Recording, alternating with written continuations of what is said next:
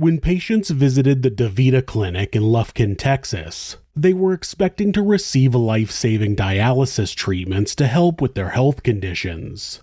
Instead, many of them were preyed upon by the very person who was supposed to be helping them.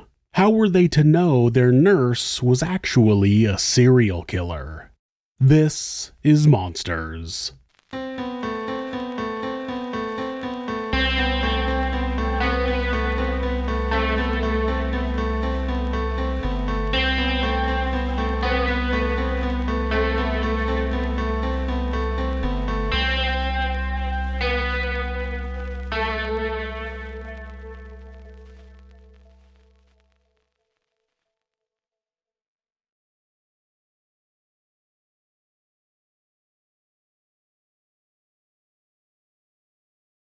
Kimberly Clark Fowler was born on November 3, 1973 in Fall River, Massachusetts. She was known as Kim to friends and family, and by all accounts, she was a happy and social child. As a teenager, her family moved to Lufkin in Texas, where Kim attended Central High School. Kim did well both in her classes and was a keen member of a number of sports teams. She played high school softball and was a popular cheerleader. Everyone expected that she would graduate from high school and head off to college, but in her junior year, Kim found out she was pregnant with her high school boyfriend's baby. His name was Mark Kevin Saenz, who went by his middle name Kevin. When their son was born, Kim dropped out of school while Kevin stayed to finish his senior year. After graduation, he took up a number of jobs to support the family. A few years later, when their son was settled into pre-kindergarten, Kim decided she was ready to go back to school and complete her education. She gained her high school diploma and enrolled in Angelina College in Lufkin to complete her vocational nursing training. When she graduated with her nursing license, Kim was quickly offered employment with a local hospital. She seemed to do well there, with patients saying she was a lovely nurse who was talkative and cheerful. With her career on track, Kim married Kevin and changed her last name to Saenz. Soon after getting married, she fell pregnant with the couple's second child, this time a daughter. Outwardly, everything looked to be going well for Kim and her husband. They were high school sweethearts with 2 young children, and now they had 2 incomes with which to support their family.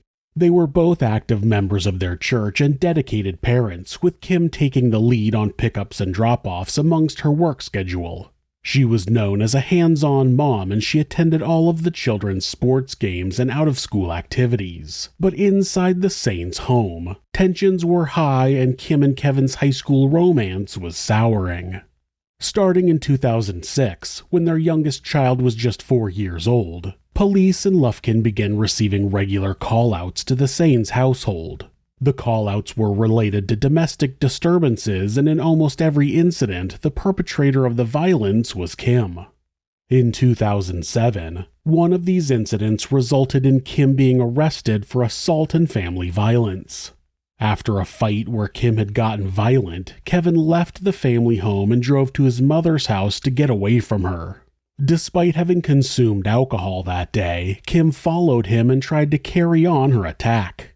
When she showed up hollering and slurring, Kevin called the police. When officers turned up at Kevin's mom's home, they noticed that Kim's eyes were glassy and she had trouble answering their questions. They also noticed that she wasn't steady on her feet and was stumbling as she walked. Initially, they thought Kim was only drunk, but when they pressed further, she admitted she had been drinking as well as taking Cymbalta. Cymbalta is an antidepressant medication which on its own doesn't usually cause any of the side effects Kim was demonstrating. But when the medication is used with alcohol, it can cause dizziness and nausea. Ironically, when you combine the two, it can actually worsen symptoms of depression.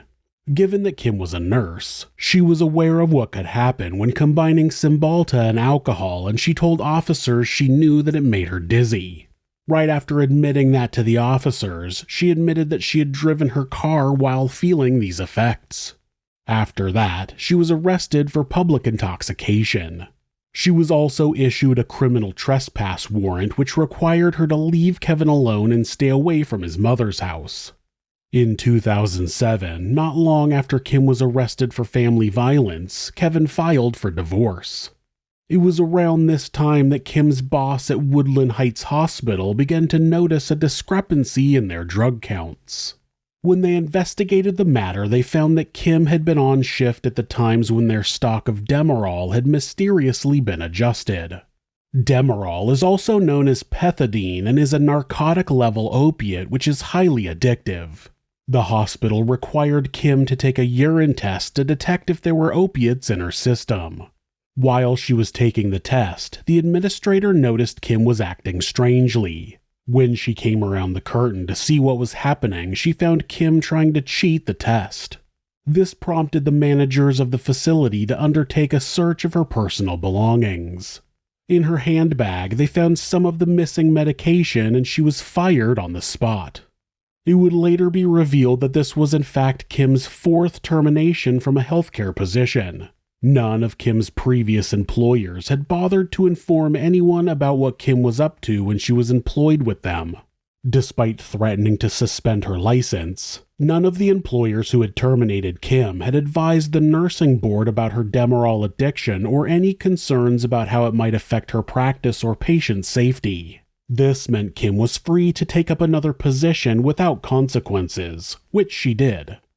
In late 2007, Kim applied for a position at the DaVita Dialysis Clinic in Lufkin. Despite the clear gaps in her employment record and unusually short stints at her previous jobs, she was offered a position. 9 months later, it would be revealed that from day one, she had been using her new position to murder patients. Even before Kim's murder spree was discovered, the dialysis clinic knew something was wrong. Dialysis is the process of removing toxins from the body using machines, and it's offered to patients when their kidneys are unable to function correctly. The types of illnesses which could affect kidney function range from cancers to renal failure and diabetes. Dialysis is an inherently risky procedure as it involves removing blood from the body, cleaning it, and then putting it back into the patient. Anytime something is introduced to the body, it carries the risk of infection, even if the blood came from that person in the first place. Patients receiving dialysis require constant monitoring to make sure that the machines don't remove too much of a specific mineral which could affect other parts of the body. For that reason, patients will attend a dialysis clinic where nurses and health professionals monitor their vital signs until the treatment is finished. Dialysis usually takes 3 or 4 hours per session, and many patients will receive the treatment multiple times each week. Despite the risks, the number of patients who suffer a severe reaction to dialysis is extremely low. Some will experience a drop in their blood pressure during the process, and many will feel tired after their treatment. These are both considered common side effects which require a minor intervention. So when the management of the DaVita Clinic noticed a sharp increase in their patients falling seriously ill during treatment, they knew something was wrong. In just 1 month in 2008, paramedics had been called to the clinic to support seriously ill patients more than 30 times. That was double the number of times they had been called out in the previous 12 months combined. Most of the call-outs for paramedics were related to cardiac arrest, but there was something else strange about the call-outs. Many of them were repeated calls about the same patients. One such patient was Thelma Metcalf. Thelma had been attending the clinic for years, and she had never had a negative reaction to the treatment until Kim started working there. Over a period of just a few months, she was taken to the emergency room 5 times. Each time, she was found to have been administered too much blood thinner during her treatment, which drastically increased her risk of going into cardiac arrest.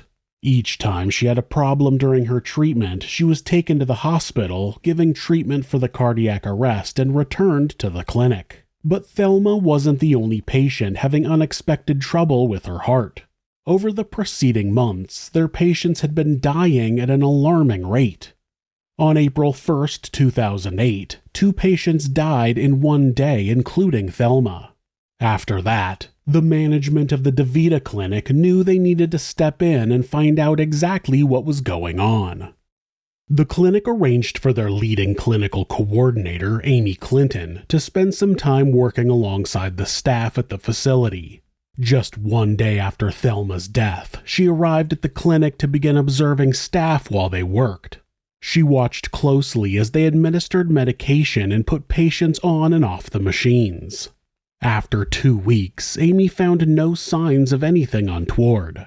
She had adjusted a couple of internal procedures and ordered some new machines, but neither of these issues was considered the cause of why their previously stable patients were dying in such unusually high numbers. In fact, the deaths and cardiac arrests continued to occur while Amy was still supervising the clinic. On April 16th, there were 2 incidents in one day yet again. In one, the patient lost consciousness during treatment, and another suffered a cardiac arrest which they subsequently died from. 6 days later, on April 22nd, it happened again, and then again the following day. By then, the deaths had accelerated to a crisis point, and the paramedics who had noticed the sharp increase in call-outs notified their superiors that they felt something terribly wrong was going on at the clinic. One of these superiors wrote to state health inspectors and asked them to investigate the clinic. On April 26th, another regular patient at the clinic died from cardiac arrest, while a patient sitting nearby experienced a number of inexplicable symptoms during their dialysis. The next shift that Kim worked was on April 28, 2008. That morning, she arrived at the clinic at about 4:30 a.m. and began setting up for the day. Kim had been employed by the clinic as a licensed vocational nurse, which gave her the authority to administer medications directly to patients. These medications could be iron or blood thinners or other drugs required to keep the patients stable during their treatment. However, sometimes Kim would show up for work and the clinic would advise her that shift she needed to perform the role of a patient care technician. Patient care technicians, or techs as they were referred to, are the ones who monitor vital signs and ensure that patients are comfortable during their treatment. Techs do not have the same level of responsibility or authority as nurses. Patients attending a morning session at the clinic were required to be in their chairs by 5:30 a.m. After sitting down, they would be tested to ensure their blood levels were correct and then given their pre-dialysis medications by the nurse.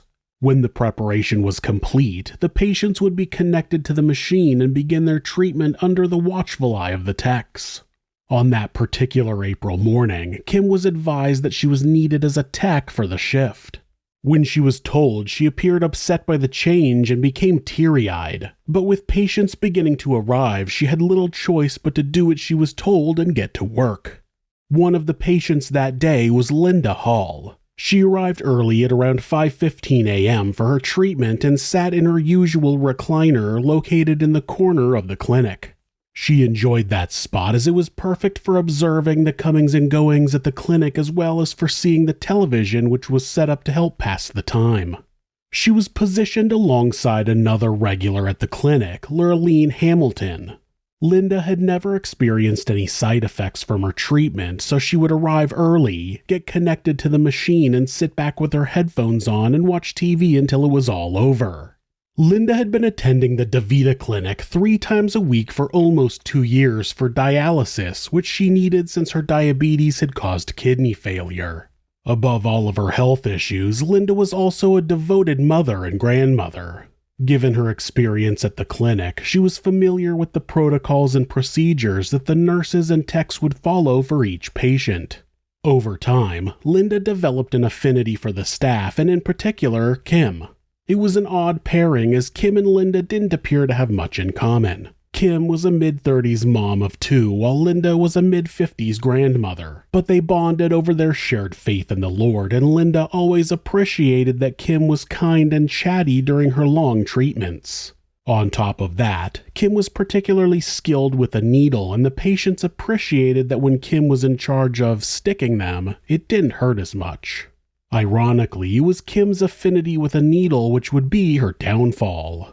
That day, Kim was assigned to care for Linda, just like so many times before. Except on this day, instead of watching TV, Linda and Lurleen watched a murderer go to work. Less than a half an hour before Linda's dialysis was about to finish, two other patients in the room, Marva Roan and Carolyn Reisinger, began to show signs of a reaction to their treatments. Carolyn went into cardiac arrest, and while nurses rallied around to administer help, Laureline was trying to get the attention of a staff member to tell them something was wrong. She told the tech that she had seen something bad happen, and when Linda heard the raised voice of her usually quiet neighbor, she told the tech that she had seen something strange as well. While Marva and Carolyn were taken to the hospital for life-saving treatment, the supervisor who had been brought in to identify what was causing patients to die at such high rates spoke with both Linda and Laureline. Amy listened as the women told her what they had seen. So she gave you the blood pressure checks and set you down. What next?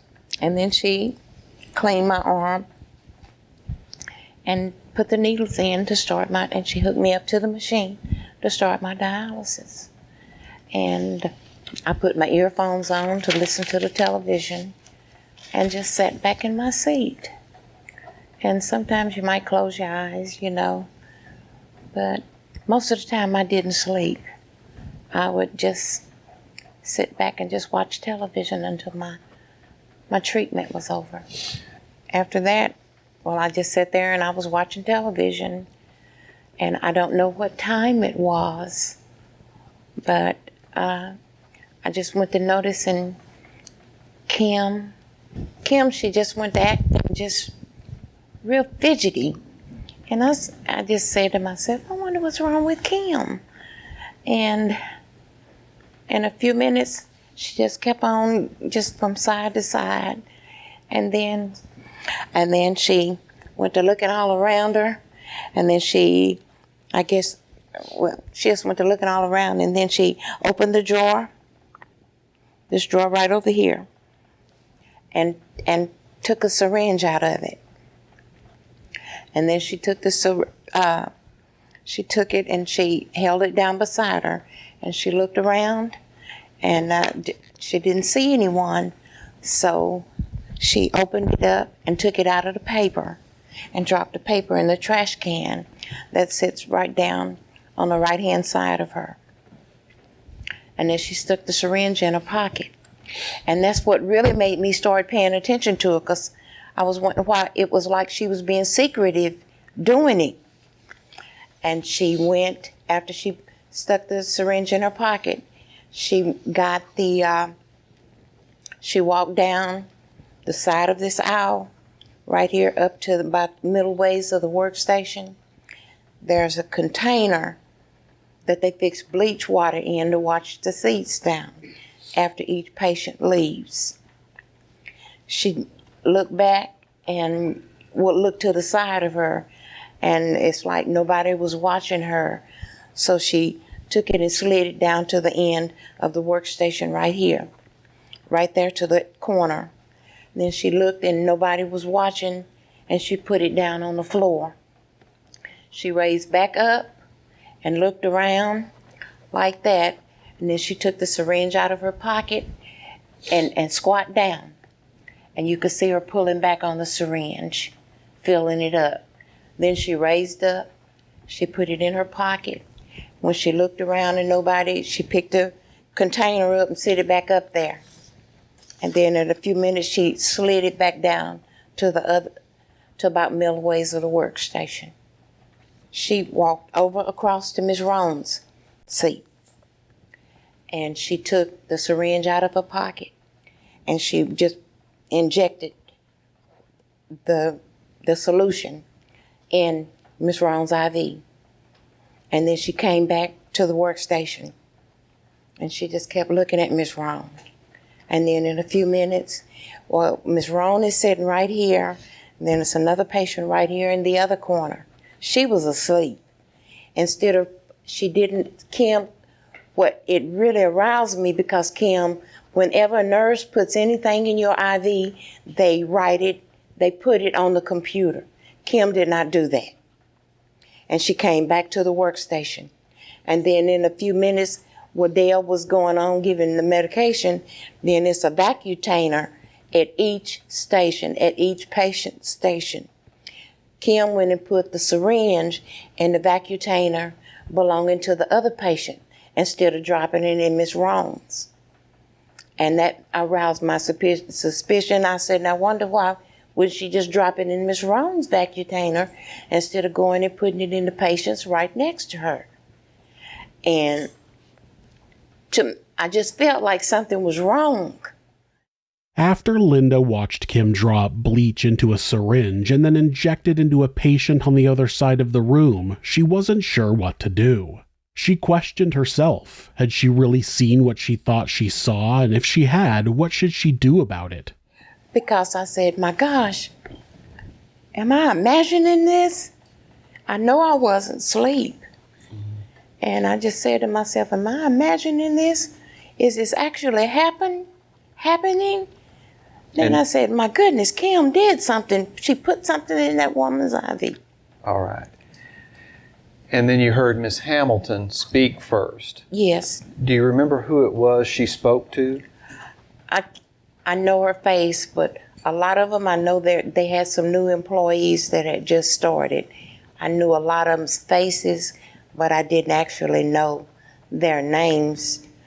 But when she went to Miss Hamilton, and Miss Hamilton was talking so loud, till I said, is Miss Hamilton all right? Because, I try to keep everybody's interest. You know, I'd be interested in how everybody is doing. So Miss Hamilton's, when she spoke out, it sounded like she was concerned? Yes. The way she was speaking, it was something going wrong. And that's what made me ask the nurse, was Miss Hamilton all right? And she said, well, Miss Hamilton said she just saw the nurse doing something she didn't have no business. And I said, oh my God, thank you, Jesus. I just saw the same thing. All right. Lurleen told the same story, except she had seen Kim inject bleach directly into two patients, not just Marva. Lurleen had watched Kim put something into both Marva's and Carolyn's IV lines. After hearing what they had to say, Amy shut down the clinic and notified her superiors and the health department about what she had been told.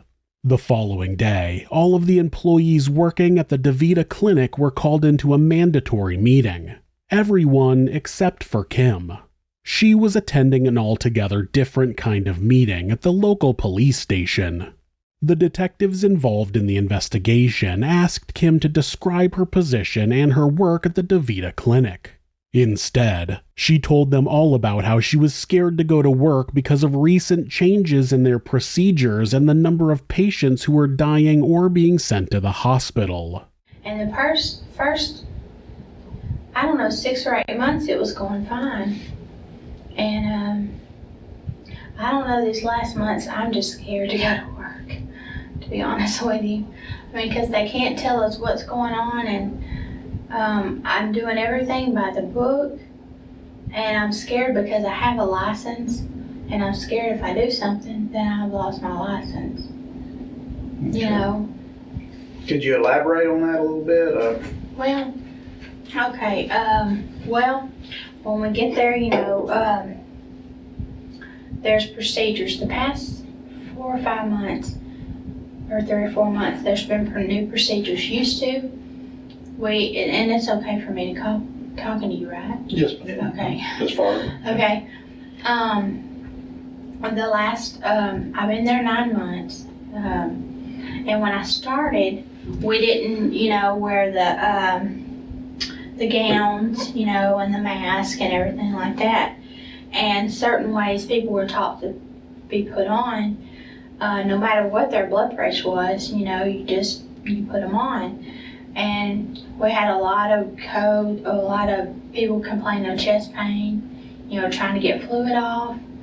And so then they decided they would have a nurse that would just go around and monitor blood pressures. And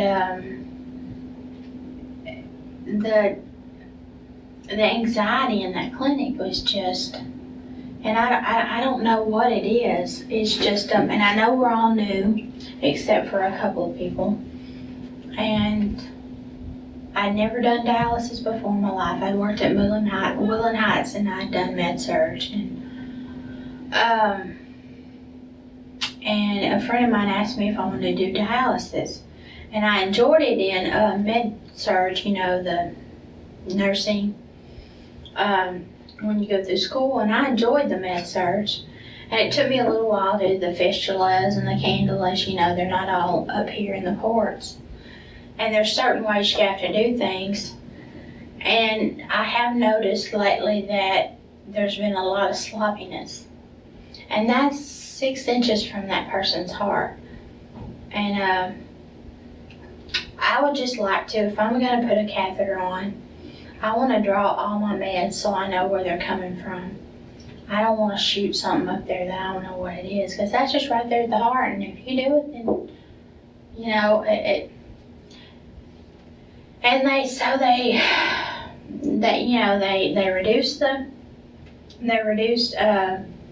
machines and everything, and it seemed to be going all right, but there's just been bleeding and They asked her again to describe how procedures work at the clinic, to which Kim then briefly attempted to explain dialysis before naming something both Linda and Lurleen had mentioned the day before: bleach.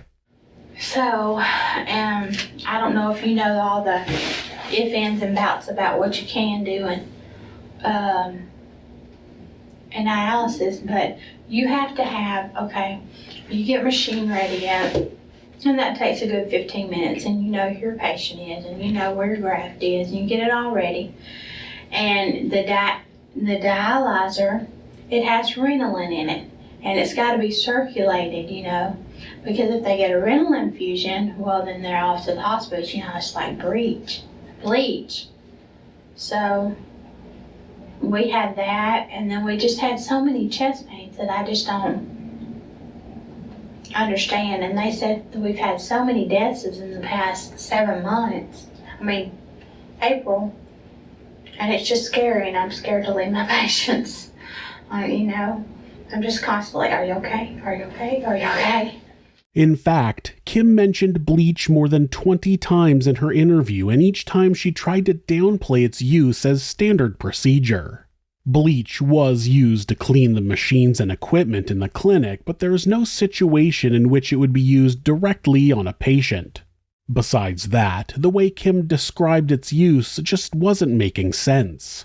She was the one who brought up that the bleach cleaning procedure might be contributing to the strange adverse effects occurring at the clinic. If our machines are hooked up and they have some bleach in them, I haven't researched into that, but I just have to wonder what kind of reactions would happen if there was some bleach machines, not clear. I know you bleach them every week. What do you mean you bleach them every week? But on Thursdays, all the machines have to be hooked up to this big bleach bottle, and they have to go through, and they have to go for like 25 minutes. And when it's done, you take your bleach bottle out of it. And to me, when I get there in the morning, if I know it's Thursdays or bleach days, so when I get there in the morning, I just check. There's a little, spout thing, and you can spout it and check for chlorine, because I just don't. You just don't think they'd have got it out? Well, I don't know. I just don't. I know they bleach the route of they bleach the loop, and maybe that comes all out. I don't know. I just have a habit of pushing the bleach because I don't know when it was last done, and I don't want to kill my patients. Except that's exactly what she was doing. She repeatedly commented on how scared she was for her patients because of the recent deaths and suggested some alternate theories as to what was going on.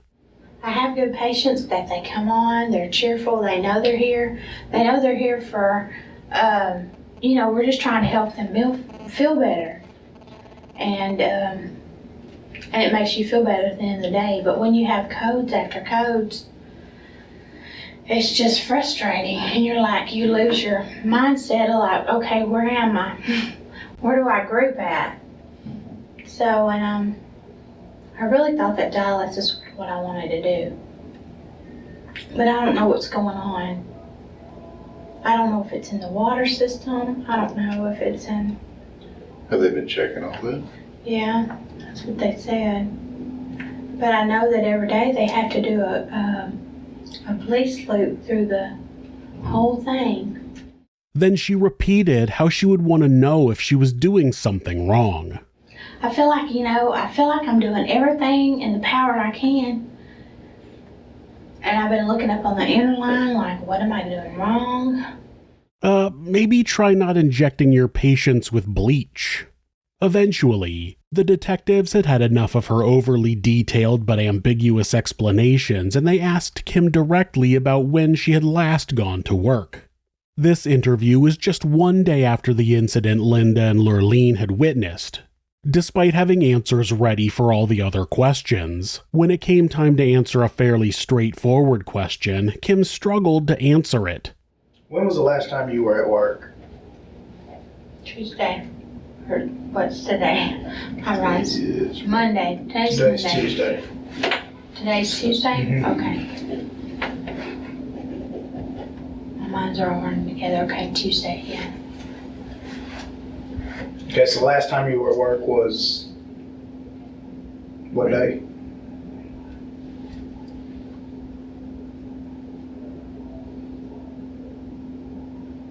Monday. No, Monday was my last day at work. Okay. I remember it on my schedule. Okay. That was yesterday, right? She had plenty to say about what was going wrong on the unit, but couldn't answer a simple question about when she had last been at work, even though it was the day before. Red flag. When they finally established she had worked the day prior, they asked her what had happened during that shift. Did anything happen yesterday out of the ordinary? The only thing I noticed, like on my side and Christy's side, Miss Roan's Venus chamber was clotting off. I mean, it had big clots in it. And asked her if she felt okay. She said okay, so I gave her a little bit of saline to try to get that. It was like a monstrous clot in there. I don't know if it had to do with our changes of our heparins or, because we did change our heparins. And that one, and let's see, tomorrow didn't seem to be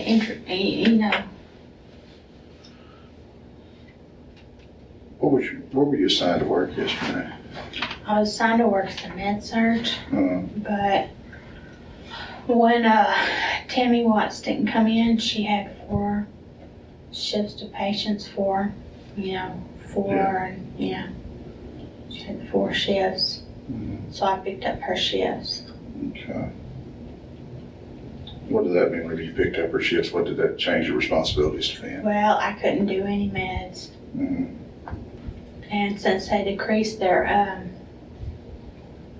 the bolus, the infusion, it was like 5, so we just kind of, every time we did a vital sign, we had to have a little bit more saline to keep it from clotting. Except giving saline wasn't all she did. Kim was giving her patients shots of bleach straight into their IV line. When asked if anything stood out about the day, she simply stated, But what hurts me the most is for 2 patients to accuse me of giving another patient's medication that was not ordered. And that's been something that's really irritated all day. I was just crying earlier, and I was like, I mean, it's my license. If I do something like that, I can't do something like that. What did you give her any medicine? I did give her some saline, only because she said she was cramping. She reiterated that she had been acting as a tech the day before and that she wasn't giving patients any medications. I didn't do any meds. And I guess my patients, they come here and they want to be dialyzed and they want to get out, and I don't know what's going on here. And it's just scary. And if I'm doing something wrong, I want to know that I'm doing something wrong because I don't want to kill somebody. Except you were killing people. Lots of vulnerable people who came to the clinic for life-preserving treatments.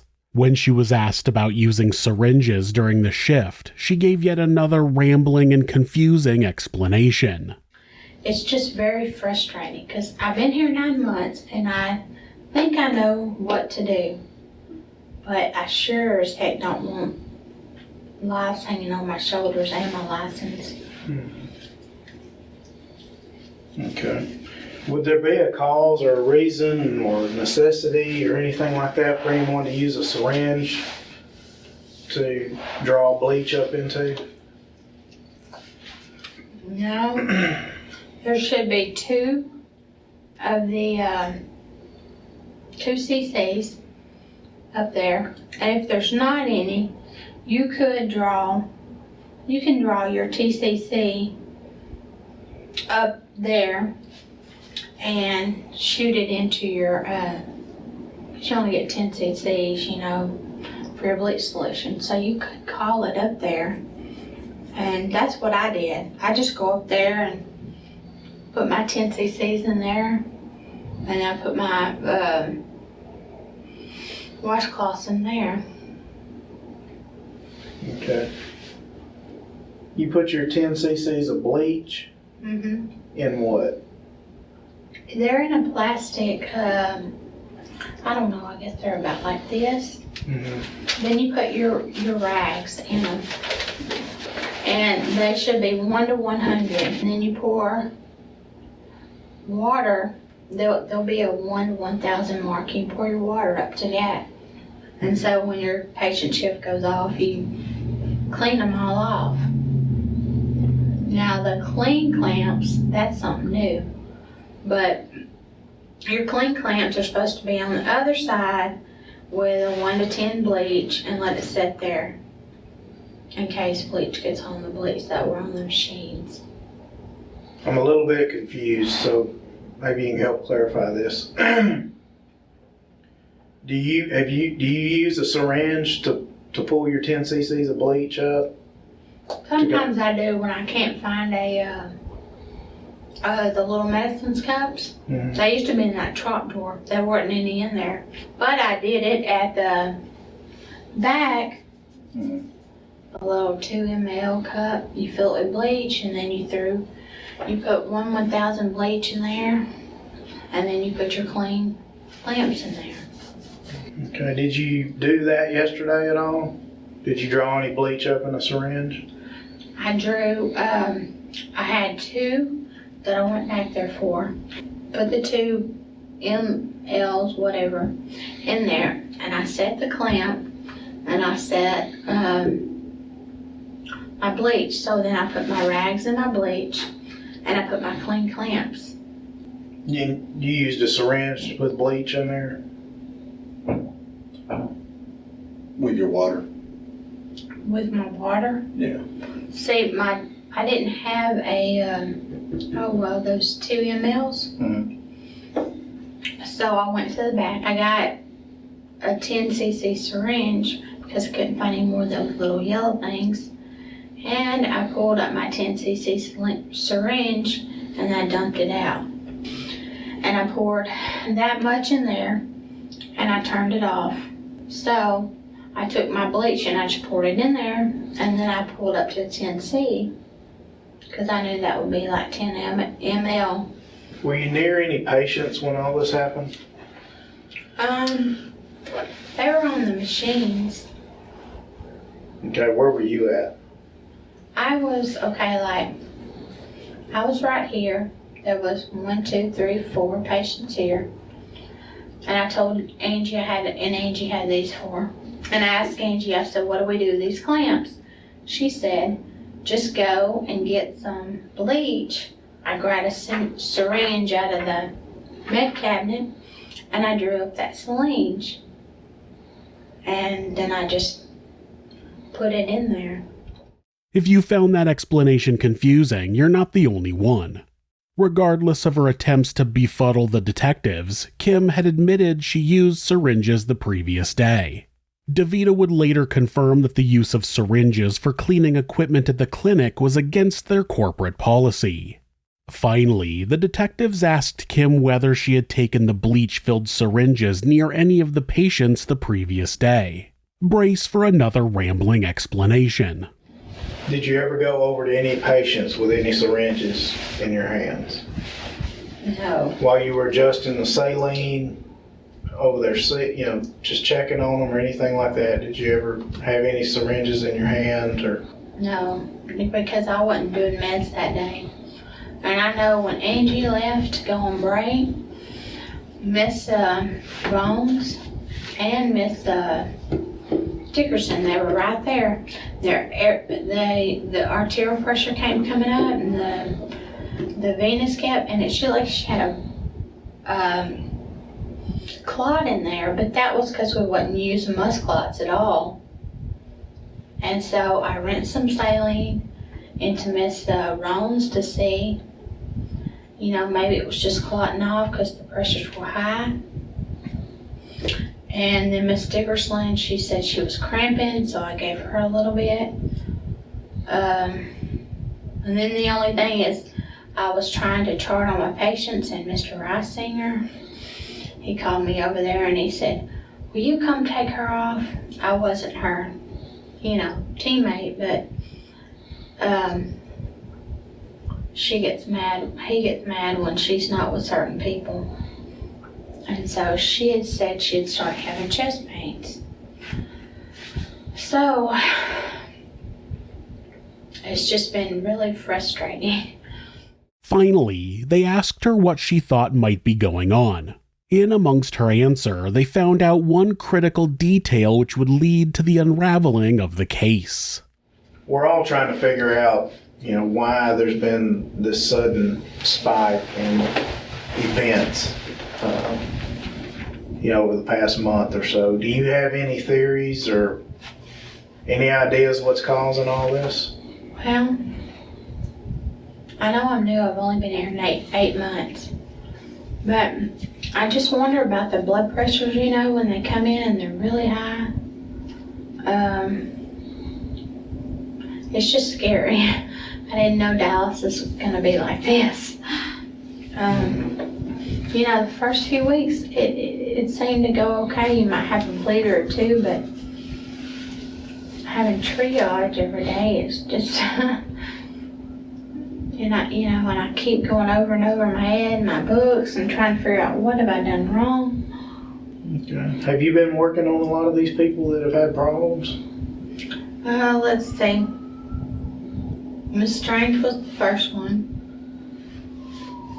I was doing CPR on her.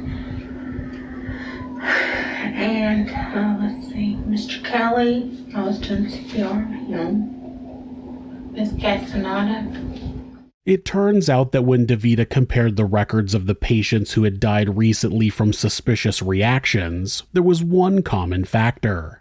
They had come up with 5 names, including the 2 patients who Linda and Lurleen had watched be injected. Kim had been working on every shift when one of them died or was injured. Their records showed she wasn't always directly assigned to the patients, but was often covering for a colleague while they were on their break or responding to alarms on their machine right before they had their reaction. An epidemiologist from the Center for Disease Control would later corroborate DeVita's findings. Kim was the common denominator. The day after her police interview, Kim was fired by DeVita. In January of 2009, she voluntarily surrendered her nursing license.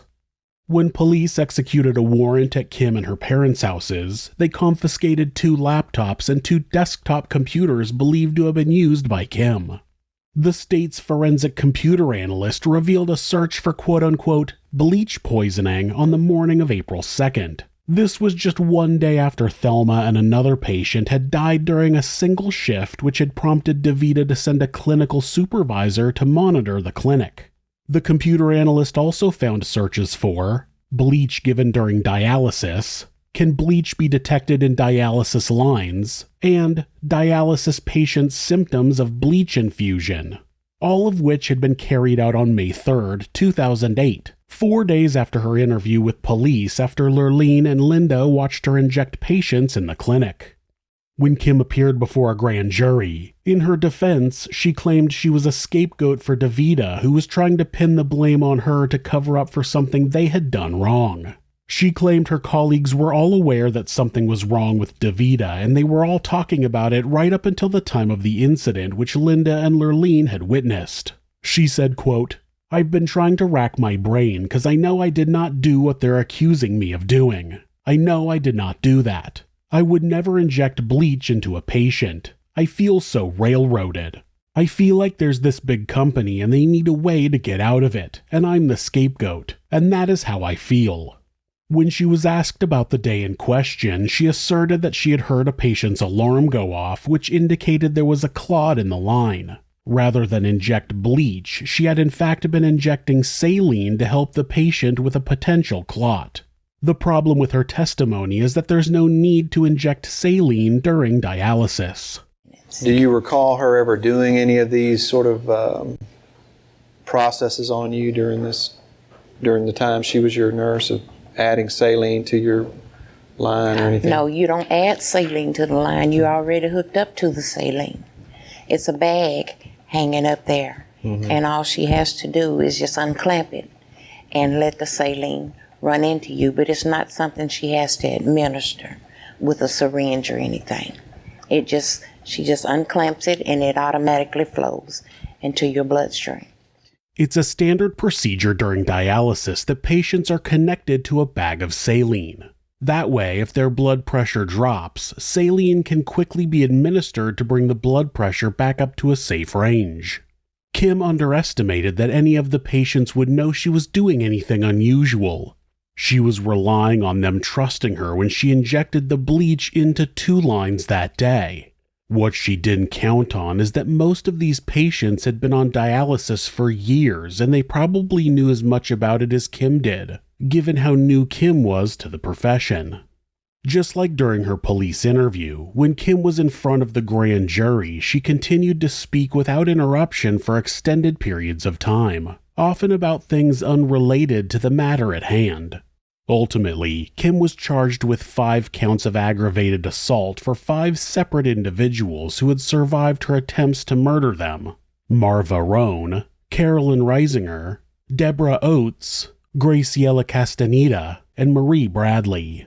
Then there was Clara Strange, Thelma Metcalf, Garland Kelly, Cora Bryant, and Opal Few, who had not been so lucky and had died as a result of Kim's actions. For these deaths, Kim was charged with 1 count of capital murder, which specified she had caused at least 2 of their deaths.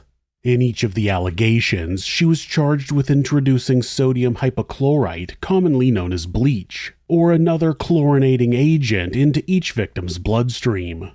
Investigators believed she was responsible for at least 10 deaths at DeVita, but because medical waste had been removed from the facility 2 weeks before she was seen giving patients bleach in their IV lines, there was little evidence to indict her on any further murder charges. It had been exceedingly difficult for investigators to forensically prove that bleach was Kim's weapon of choice. This was because so little research had been done on how to detect bleach in human blood. During the investigation, an analytical chemist and bioterrorism expert was asked to test a number of samples that DeVita had provided from the recent suspected victims of Kim.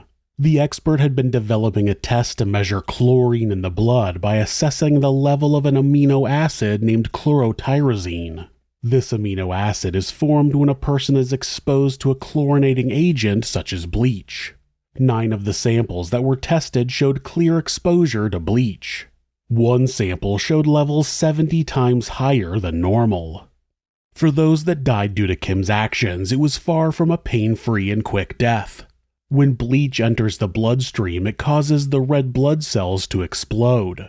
This rupture causes iron to leak into the blood plasma, which causes the heart to go into cardiac arrest. Even when life-saving interventions are administered, the blood is still damaged and the patient will likely die. In the case of one of Kim's victims, they survived for 3 months on life support before eventually passing away as the damage that the bleach had caused was irreparable. It took 4 years for Kim to face trial in March of 2012. Under Texas law, the prosecution does not have to prove a motive, but of course everyone wanted to know what would prompt a nurse to kill. One theory is that Kim was angry because she thought the tech role was beneath her. She regularly told colleagues that the more senior drug administration role was much more suited to her than the menial tasks she was having to do as a tech. The day she was caught, Amy Clinton had advised Kim that she was going to be a tech for that shift. On the stand, Amy would recall how upset and teary Kim became when she had been told of her reassignment for the shift. She said, quote, "You could tell she was upset. It was going to be a change." Amy was surprised when Kim was still upset about the change 20 minutes later, saying, quote, "I was told I needed to talk to Kimberly because she was very upset." Amy also recalled what she had done immediately after being told what Linda and Lurleen had seen. She sequestered the lines used on each patient as well as their dialysis machines and the trays that had been used to draw up the bleach. Amy also collected the sharps bins which Kim had been seen throwing the bleach syringes into. She tested the items and found the presence of bleach on all of them, confirming in her mind what the two women had told her. After that, she notified her superiors as well as the CDC and the Texas Department of Health. Investigators arrived that afternoon and shut the clinic down. Amy had also told Kim what the two witnesses said they had seen. Kim had gone on a break immediately after administering the bleach, and she told Amy that she hadn't given any medications because she was a tech that day. Kim didn't take the stand during the trial, but her defense was about as rambling as her police statements. First, her lawyers claimed that DeVito was trying to cover up faulty procedures at the clinic and was using Kim as a scapegoat. I guess the two patients that witnessed the murder must be in on the conspiracy. Then they said that the clinic had toxic water which had caused the medical events, something that could easily be tested and disproven, I would assume. Then the timeline of events on April 28th was called into question, with the defense saying that Amy would have called the police sooner if she thought Kim had really done what the witnesses said. Then they blamed the medical incidents on some recalled blood-thinning medications, even though the clinic had never had any of the recalled drugs in stock. After all of that, they claimed that Kim had not received adequate training when she started working at the clinic. So nobody taught her not to inject bleach into the patients? I started working as a baker and nobody said not to put arsenic in the bagels. See how ridiculous that sounds? As for the prosecution, they called a number of Kim's ex-colleagues who all testified that it wasn't just the work at the clinic that Kim hated. She also seemed to have an aversion to particular patients. While many patients described Kim as friendly and chatty, others said she was cold and dismissive. Colleagues would later recall that she had specifically mentioned her dislike of a number of patients. All of the patients she had named had either died or were injured during treatments when Kim was on shift. Coincidence? After 17 days of testimony from 59 witnesses and almost 400 pieces of evidence, the jury found Kim guilty on 3 counts of aggravated assault for Marva Roan, Deborah Oates, and Marie Bradley. She was found not guilty on 2 counts of aggravated assault for Carolyn Reisinger and Graciela Castaneda. She was also found guilty of capital murder concerning the deaths of Clara Strange, Thelma Metcalf, Garland Kelly, Cora Bryant, and Opal Few. While the prosecution was seeking the death penalty, the jury assessed punishment at 20 years imprisonment for each count of aggravated assault and life in prison without parole for the capital murder charge. During the victim impact statements, Thelma Metcalf's daughter commented, quote, "You are nothing more than a psychotic serial killer. I hope you burn in hell." On April 2, 2012, Kimberly Clark Saenz was sentenced to 5 concurrent terms of life imprisonment with no possibility of parole, plus 3 consecutive 20-year sentences for the aggravated assaults. She will never be released. 3 days after the sentence was handed down, Kim appealed her conviction, citing 21 issues including lack of unanimity in the jury findings, insufficient evidence, ineffective assistance of counsel, improper exclusion of evidence, and improper admission of expert testimony. The appeal was denied. She subsequently appealed to the 12th Court of Appeals of Texas, which was also denied. If it hadn't been for Linda and Lurleen, Kim may have continued to kill patients. Sadly, we will never know exactly how many patients fell victim to her. Unfortunately, though, for many of the patients of the DeVita Clinic, the subsequent investigation had a terrible effect on their health. At the time, the DeVita Clinic was the only location many of them could access for their life-preserving dialysis. When Kim's actions were discovered, the clinic was shut down by the health department for 2 months, which meant Linda was unable to receive her 3 weekly dialysis sessions. 3 days after seeing Kim attempt to murder Marvarone, Linda was admitted to the intensive care unit for urgent dialysis. Though she survived the event, the effect on her long-term health from missing even 2 sessions could be devastating. I have to take a moment to point out that, despite Kim being the ultimate monster in this story, it would have never gotten as deadly as it had if the healthcare system operated differently. If medical facilities were required to document negative behavior from their staff, Kim wouldn't have continued moving on to new jobs with new patients where she had the opportunity to harm and even kill people who she was supposed to be caring for. People go into a medical facility in a state that makes them completely vulnerable, and they trust that the facility has good people to care for them. Too many medical facilities know that an employee is not fit to work with patients, but they stay silent because they don't want that black mark on their record. That needs to change. Kim is a monster, but the healthcare system is not without blame. If you're the victim of domestic abuse, please reach out to someone for help. Please talk to your local shelter or call the National Domestic Abuse Hotline at 1-800-799-SAFE. That's 1-800-799-7233. Or you can go to thehotline.org to chat with someone online. This website is set up so that, at any time, hitting the escape key twice will take you to a Google search page. That way, if your abuser is nearby, you won't get caught seeking help. If you're having feelings of harming yourself or someone else, or even just need someone to talk to, please contact your local mental health facility. Call 911 or call the National Suicide Prevention Hotline by simply dialing 988 in the United States. They're available 24 hours a day, 7 days a week, and will talk to you about any mental health issue you may be facing. If you are a member of the LGBTQ+ community and suffering from discrimination, depression, or are in need of any support, please contact the LGBT National Hotline at 1-888-843-4564 or go to lgbthotline.org. Thanks so much for letting me tell you this story. If you enjoyed it, subscribe on whatever platform you're on, hit like, rate us, or leave us a comment. You can check out our other show, Somewhere Sinister, on YouTube or anywhere you listen to podcasts. If you'd like to support the show, check out our merchandise at thisismonsters.com. The link is in the description. Thanks again, and be safe.